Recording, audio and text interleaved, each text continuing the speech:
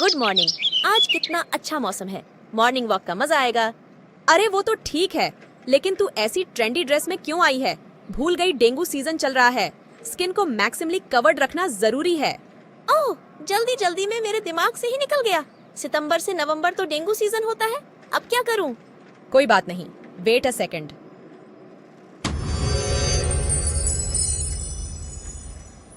क्यों, अब ठीक है ना?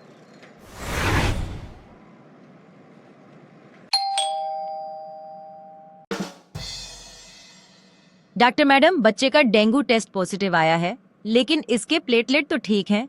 आप फिर हमें भर्ती कराने की सलाह क्यों दे रही हैं?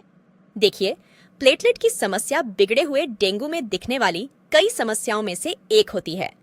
आप सही कह रहे हैं कि प्लेटलेट तो ठीक है, लेकिन बच्चे की स्थिति में हमें कुछ ऐसे संकेत मिल रहे हैं जिनसे अगले 3-4 दिनों में डेंगू के बिगड़ने की संभावना दिख रही है। भर्ती करा के इसकी स्थिति पर कड़ी नजर रखी जा सकेगी। डॉक्टर मैडम, बच्चे को डेंगू कैसे हो सकता है? ये तो वायरल इन्फेक्शन है ना? बाकी वायरल बुखारों के जैसे एक बार होकर दोबारा नहीं होना चाहिए। मैंने गूगल में पढ़ा था। इसको तो पिछले साल भी डेंगू हुआ था, तो अब फिर कैसे हो गया? जनाब, आपका गूगल ज्ञान सिर्फ आधा सही है। ये सही है कि काफी वायरल बुखार जैसे चिकन पॉक्स, हेपेटाइटिस ए इत्यादि एक बार होने के बाद दोबारा आपको बीमार नहीं करते, लेकिन अफसोस डेंगू इनकी तरह नहीं है। माना जाता है कि किसी व्यक्ति को जीवन में 4 बार तक डेंगू बुखार हो सकता है, और इतना ही नहीं, हर अगले इन्फेक्शन का पिछले इन्फेक्शन से ज्यादा खतरनाक होने का खतरा भी रहता है। और जानते हैं ये फिर कैसे हो गया? आपने पिछली बार की तरह इस बार भी बच्चे को मच्छरों से बचाने के लिए सावधानी ठीक से नहीं बरती। इस जानकारी के लिए डेंगू पर मेरे सभी वीडियोस देखना ना भूलें।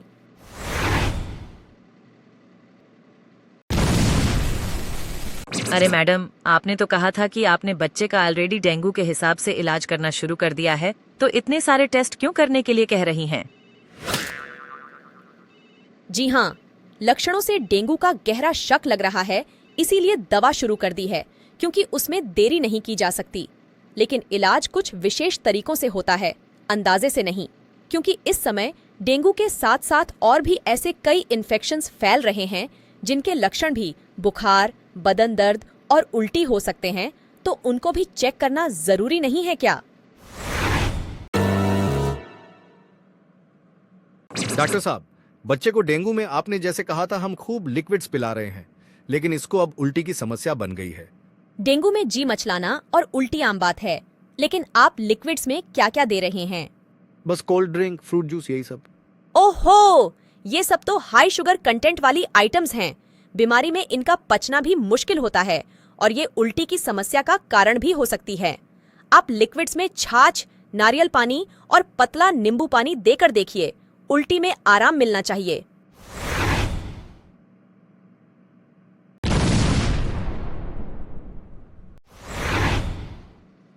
अरे यार, बेटे को डेंगू हुआ था, अब तो ठीक हुए 1 हफ्ता भी हो गया, लेकिन अभी भी थोड़ा सुस्त है, कभी कभी टांगें दर्द बोलता है, और अभी पहले जैसे खा भी नहीं रहा। क्या दवा दूं, बताना।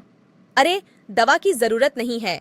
डेंगू, चिकनगुनिया जैसे वायरल इन्फेक्शंस के ठीक होने के भी बाद अक्सर 1 से 2 हफ्तों तक ऐसे लक्षण मिल सकते हैं। कुछ नहीं, घर का बना पौष्टिक खाना और जरूरत पड़े तो बुखार की आम दवा ले सके हैं। कुछ दिन में ठीक हो जाता है। अगर हफ्ते भर बाद भी लक्षण रहें तो देख लेंगे, कुछ और दिक्कत तो नहीं है।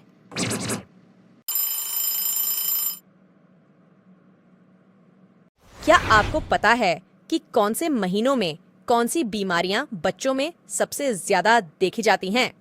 सुनिए, जनवरी से मार्च साल के सबसे हेल्थी महीने मेनली सांस की बीमारियां जैसे फ्लू इसमें दिखती हैं।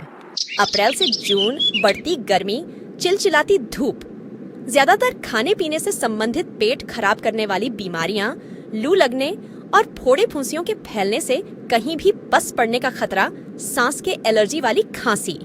जुलाई से अक्टूबर सबसे खतरनाक महीने, प्रदूषित हवा से समस्या, हर तरह के इन्फेक्शंस का मैक्सिमम खतरा, शुरू के दिनों में मलेरिया और बाद में डेंगू महाराज का प्रकोप। और नवंबर से दिसंबर मौसम ठंडा होने के साथ थमते हुए इन्फेक्शंस और बढ़ती हुई सांस की तकलीफें। क्यों? अब याद रहेगा ना कि किस समय कौन सी प्रिकॉशंस लेनी है।